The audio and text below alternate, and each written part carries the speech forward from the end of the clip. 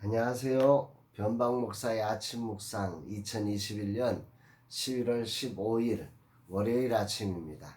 오늘은 고린도전서 7장 1절로 7절 말씀을 통해서 부부관계라고 하는 제목으로 말씀 묵상의 은혜를 나누겠습니다. 오늘은 작은 교회 이야기 12번째 교회를 인터뷰하러 떠납니다. 그래서 새벽 일찍 출발을 해야 돼서 아침 일찍 영상을 찍고 있습니다.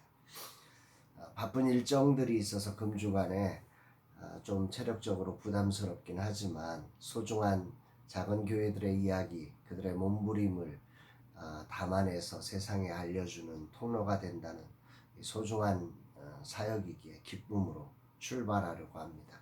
주님께서 함께 하셔서 이 모든 과정에 하나님의 뜻이 이루어지기를 간절히 소망합니다. 오늘 본문 말씀을 보면 오늘 본문 말씀에서 사도 바울은 이제 이 결혼에 대한 이야기를 하고 있습니다.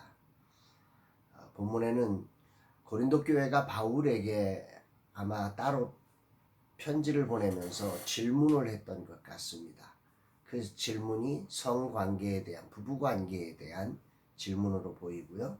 그래서 그 질문에 대해 이제 사도 바울은 이렇게 대답을 시작합니다. 1절 너희가 쓴 문제에 대하여 말하면 남자가 여자를 가까이 아니함이 좋으나, 여기 남자가 여자를 가까이 아니함이 좋으나, 이 남자가 여자를 가까이라고 하는 단어를 어떤 결혼 관계로 이해를 하는 게 적합합니다.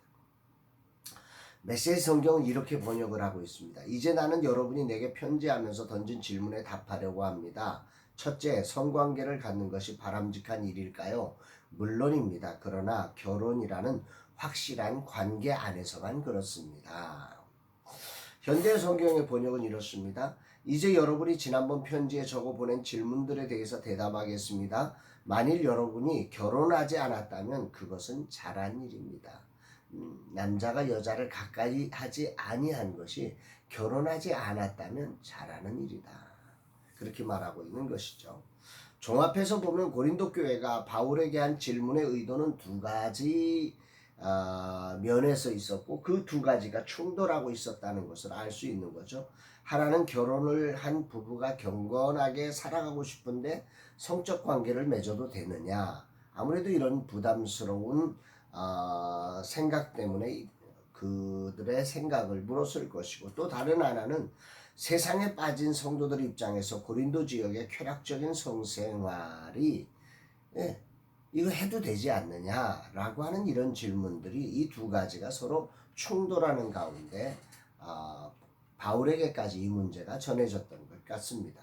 당시 고린도 교회는 영지주의의 영향으로 금욕주의에 물들어 있거나 아니면 반대로 쾌락주의에 빠져 있었던 것인데, 만약에 금욕주의자들의 입장이라면 가까이 하는 것이 좋지 않다고 주장했을 것이고, 또 쾌락주의 입장에서는 하나님이 주신 건데 가까이 하는 거 괜찮다, 뭐 이런 성적 방종으로 이해했을 것입니다. 여기에 대해서 바울은 오늘 답변하고 있는 거죠. 그는 어떻게 답변하고 있어요? 그는 결혼하지 않았다면 가까이 하지 않는 것이 좋다고 주장합니다. 그러면서 그는 이렇게 말하죠. 2절에 음행을 피하기 위하여 남자마다 자기 아내를 두고 여자마다 자기 남편을 두라. 음행을 피하기 위하여, 이 말은 음행하는 일들이 생기기 때문에 라는 의미도 담고 있는 것입니다. 고린도 지역의 타락단 문화 속에서 거룩함을 지키는 삶은 결혼이라는 제도 안에서의 성을 바울은 말씀하고 있는 것이죠. 메시지 성경은 이 부분을 조금 더 정확하게 이렇게 말씀합니다. 2절 남자가 아내를 얻고 여자가 남편을 얻는 것은 좋은 일입니다. 성적 욕구가 강하다고 하지만 부부관계는 그 욕구를 다스릴 뿐 아니라 성적 무질서의 세상 속에서 균형 잡히고 만족스러운 성생활을 지켜줄 만큼 강합니다. 이렇게 말씀합니다.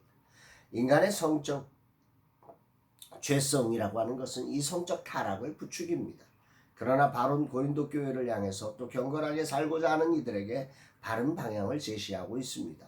오늘 이 시대의 모든 그리스도인들에게도 아주 중요한 지침이 되기도 한다고 생각됩니다. 경건하게 살고자 하는 이들이 부부관계의 아름다운 성을 부담스럽게 여기지 않도록 하고, 또한 반대로 성적 욕망으로 치닫는 이들에게 그 욕망을 부부 관계 안에서 균형 있게 하는 것이 바람직하다고 제시하는 것입니다. 그러면서 바울을 통해 주님은 부부관계의 성을 이렇게 말씀하고 계십니다. 3절 4절입니다. 남편은 그 아내에 대한 의무를 다하고 아내도 그 남편에게 그렇게 할지라. 아내는 자기 몸을 주장하지 못하고 오직 그 남편이 하며 남편도 그와 같이 자기 몸을 주장하지 못하고 오직 그 아내가 하나니. 메시지 성경의 번역으로 보면 이렇습니다. 부부의 잠자리는 서로를 위한 잠자리가 되어야 합니다. 남편은 아내를 만족시키기 위해 힘쓰고 아내도 남편을 만족시키기 위해 힘써야 합니다. 부부관계는 자신의 권리를 주장하는 자리가 아닙니다. 부부관계는 침대 안에서든 침대 밖에서든 상대방을 섬기겠다는 결단입니다. 이 중요한 표현 같습니다. 부부관계의 핵심은 자신의 권리를 주장하는 게 아니라 상대를 섬기려는 결단이라는 거죠. 당시 고린도 지역의 남편으로서 아내로서 정당한 의무를 이행하지 않고 서로에 대한 무관심과 비도덕적인 음행으로 결혼의 소중한 자리를 더럽히는 일들이 많았습니다. 오늘도 부부관계가 서로에 대한 섬김을 감당하기 위해서는 서로의 소중함과 관심이 필수적입니다.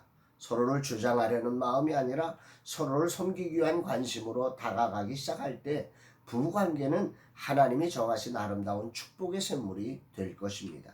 이 중요함을 바울은 이렇게까지 주장하고 있습니다. 5절 서로 분방하지 말라. 다만 기도할 틈을 얻기 위하여 합의상 얼마 동안은 하되 다시 합하라. 이는 너희가 절제하지 못함으로 말미암아 사단이 너희를 시험하지 못하게 하려 함이라. 당시 금욕주의자들은 부부관계를 부정한 것으로 여겨서 부부간의 의무를 지키지 않거나 절제하는 일들이 있었던 것 같습니다. 이들을 향해 바울은 분방하지 말라고 분명하게 명령하고 있습니다. 이 말은 메아포스테레이테라고 하는 것으로 빼앗기지 말라는 뜻입니다. 다시 말해서 부부관계를 통해 주시는 하나님의 축복을 빼앗기지 말라는 것이죠. 부부의 삶을 살다 보면 서로에게 부족함이 보이고 함께하지 않고 싶은 경우가 왜 없겠습니까? 그러나 빼앗기지 말라는 것입니다. 부부관계 안에 주신 하나님의 축복, 그리스도가 교회를 위해 자신의 몸을 내어주어 세우신 놀라운 축복이 그 안에 있다는 거죠. 그러면서 기도할 틈을 얻기 위해 합의상 얼마 동안은 가능하지만 그 이상은 안 된다. 그 기준을 제시하고 있습니다. 오늘 수많은 부부관계가 파괴되고 가정에 주신 축복의 샘이 말라버리는 가정들이 많아지고 있습니다. 오늘 아침 주님은 이 말씀을 통해 우리 가정을 돌아보게 합니다.